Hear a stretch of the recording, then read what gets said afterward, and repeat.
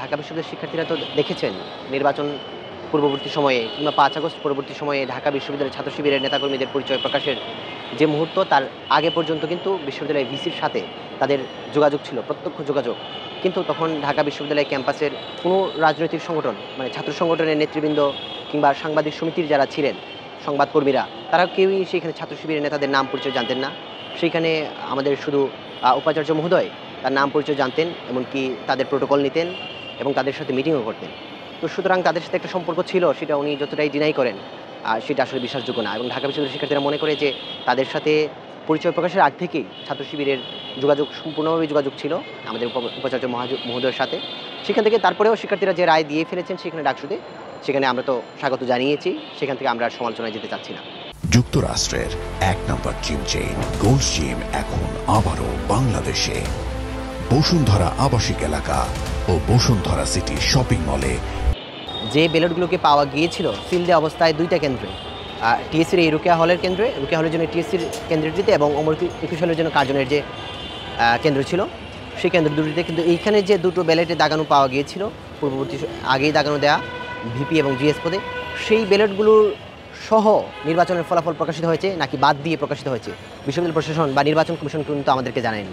তার মানে যারা নির্বাচিত হয়েছেন ওই 2টা পদে তাদের কিন্তু আমরা ধরে নিতে পারি ওই 2টা দাগানো ভোট তাদেরকে দেওয়া হয়েছে। আমরা এটা প্রাথমিকভাবে ধরে নিতে পারি। এই বিষয়ে নির্বাচন কমিশন আমাদের কিছু জানায়নি এবং আমরাও আমাদের তদন্ত চলমান রেখেছি। আমরা জানার চেষ্টা করছি যে বিষয়টা কত দূর পর্যন্ত গিয়েছে। কিন্তু আমরা নিজেদের সমালোচনা করতে চাই। আমরা মনে করি যে আমাদের যে প্যানেল ঘোষণার পরে যে আমরা খুবই ন্যূনতম সময় আমরা পেয়েছি, সেই সময় আমরা সবার কাছে যাওয়ার চেষ্টা করেছি, হয়তো সবার কাছে যেতে পারিনি, কিন্তু এই অল্প সময়ে তাদের বিশ্বাসের জায়গাটা জয় করার মতো হয়তো আমরা তাদের কাছে সেই অ্যাপ্রোচটা করতে পারিনি। এবং ব্যক্তি হিসেবে আসলে আমাদের তো সবারই সীমাবদ্ধতা আছে। 15 দিনের প্রচারণায় সেই সীমাবদ্ধতা কাটিয়ে ওঠা কতটা সহজ বা কঠিন সেটা ঢাকা বিশ্ববিদ্যালয়ের শিক্ষার্থীরা আসলে জাজমেন্ট দিয়েছেন। ঢাকা বিশ্ববিদ্যালয়ের সভাপতি একা একা সব বিষয়গুলো আমাদের জন্য ভোট চাচ্ছেন, সেই বিষয়টা আসলে একজন কর্মী হিসেবে, একজন বড় ভাই বা একজন নেতা হিসেবে সেই জাতিকে অনুধাবন করা আসলে আপনার জায়গা থেকে বা সাধারণ শিক্ষার্থীর জায়গা থেকে অনুধাবন করা কঠিন। কিন্তু আমার মনে হচ্ছে যে আমি এবং আমার প্যানেল ঢাকা বিশ্ববিদ্যালয়ের ছাত্রদলের সকল কর্মীর কাছ থেকে সর্বোচ্চ সহযোগিতা পেয়েছি। সেটা আমাদের সীমাবদ্ধতা আছে যে আমরা আসলে অল্প সময় প্রচারণার জন্য পেয়েছি, বা আমরা প্যানেল ভিত্তিক যে আগে থেকে একটা প্রচারণা করা সেটা আমরা করতে পারিনি, এটা আমাদের সীমাবদ্ধতার জায়গা। কিন্তু সংগঠন হিসেবে আমাদের প্যানেলকে জাতীয়তাবাদী ছাত্রদল সর্বোচ্চ সহযোগিতা করেছে এবং আমাদের মধ্যে সেই সম্পর্ক ছিল। তার মধ্যে যদি কোনো ধরনের ফাটল দেখা থাকতো তাহলে সেটা আপনারা দেখতে পেতেন।